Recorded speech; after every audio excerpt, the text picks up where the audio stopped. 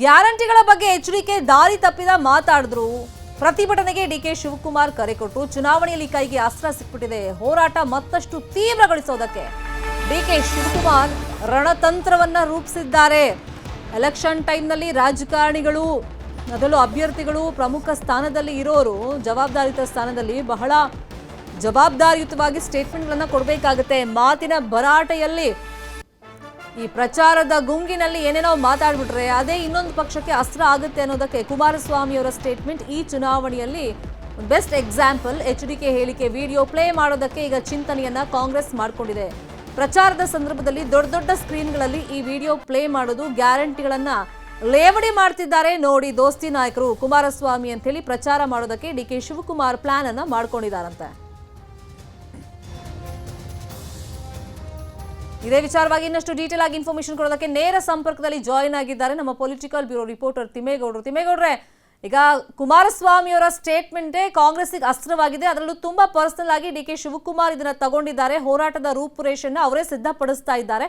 ಇದು ದೋಸ್ತಿ ನಾಯಕರಿಗೆ, ಅದರಲ್ಲೂ ಈ ಬಾರಿ ಕಣದಲ್ಲಿರುವಂತ ಕುಮಾರಸ್ವಾಮಿ ಅವರಿಗೆ ಯಾವ ತರ ಹಿನ್ನಡೆ ಆಗುತ್ತೆ? ಕಾಂಗ್ರೆಸ್ ಅವ್ರ ಪ್ಲಾನ್ ಏನು? ಶರ್ಮಿತಾ, ಬಹಳ ಮುಖ್ಯವಾಗಿ ಹಳೆ ಮೈಸೂರು ಭಾಗದಲ್ಲಿ ಕಾಂಗ್ರೆಸ್ಗೆ ಎದುರಾಳೆ ಅಂದ್ರೆ ಜೆಡಿಎಸ್.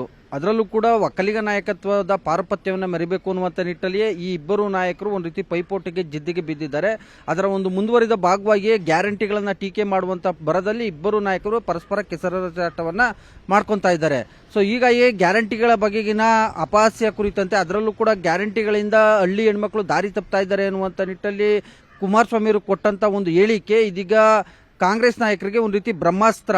ಇದರಿಂದ ಅಲರ್ಟ್ ಆಗಿರ್ತಕ್ಕಂಥ ಮಾಜಿ ಮುಖ್ಯಮಂತ್ರಿ ಹಾಗೂ ಜೆಡಿಎಸ್ ರಾಜ್ಯಾಧ್ಯಕ್ಷ ಎಚ್.ಡಿ. ಕುಮಾರಸ್ವಾಮಿ ಅವರು ನಿನ್ನೆ ತುರ್ತು ಸುದ್ದಿಗೋಷ್ಠಿಯನ್ನು ನಡೆಸೋದ್ರ ಮುಖಾಂತರ ಒಂದು ಸ್ಪಷ್ಟನೆ ಕೊಡುವಂತ ಒಂದು ಪ್ರಯತ್ನವನ್ನ ಮಾಡಿದ್ರು. ಅಂದ್ರೆ ನನ್ನ ಹೇಳಿಕೆಯನ್ನ ತಿರ್ಚಿದ್ದಾರೆ, ನಾನು ಹೇಳಿದಂತ ಅರ್ಥವೇ ಬೇರೆ ಎನ್ನುವಂತ ನಿಟ್ಟಿನಲ್ಲಿ ಸ್ಪಷ್ಟನೆಯನ್ನ ಕೊಡೋದಕ್ಕೆ ಮುಂದಾದ್ರು.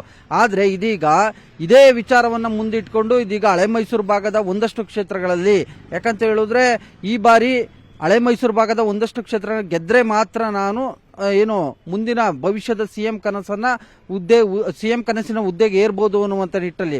ಸೊ ಹೀಗಾಗಿ ಕುಮಾರಸ್ವಾಮಿಯವ್ರನ್ನ ಅಣಿಬೇಕು ಅಂದ್ರೆ ಕುಮಾರಸ್ವಾಮಿಯವರು ಕೊಟ್ಟಿರ್ತಕ್ಕಂಥ ಒಂದು ಹೇಳಿಕೆಯನ್ನ ಜನರಿಗೆ ಮನವರಿಕೆ ಮಾಡಿಕೊಡೋದ್ರ ಮುಖಾಂತರ, ಅದರಲ್ಲೂ ಕೂಡ ಮಹಿಳಾ ಮತದಾರರಿಗೆ ಮನವರಿಕೆ ಮಾಡಿಕೊಡೋದ್ರ ಮುಖಾಂತರ ಆ ಮಹಿಳಾ ಮತದಾರರನ್ನ ಕಾಂಗ್ರೆಸ್ ಅಂತ ಸೆಳಿಬೇಕು ಅಂತ. ಸೊ ಹೀಗಾಗಿ ಕುಮಾರಸ್ವಾಮಿಯವರು ಹೇಳ್ತಾರೆ, ನೋಡಿ ನನ್ನ ಹೇಳಿಕೆಯನ್ನು ತಿರ್ಚಿದ್ದಾರೆ ಅಂತ. ವಿಡಿಯೋ ಬೈಟ್ ಪ್ಲೇ ಮಾಡ್ರಪ್ಪ, ನೋಡ್ರಿ ಕುಮಾರಸ್ವಾಮಿ ಅವರು ಯಾವ ದಾಟಿಯಲ್ಲಿ ಹೇಳಿದ್ದಾರೆ ಅನ್ನೋದನ್ನ ನೋಡ್ರಿ.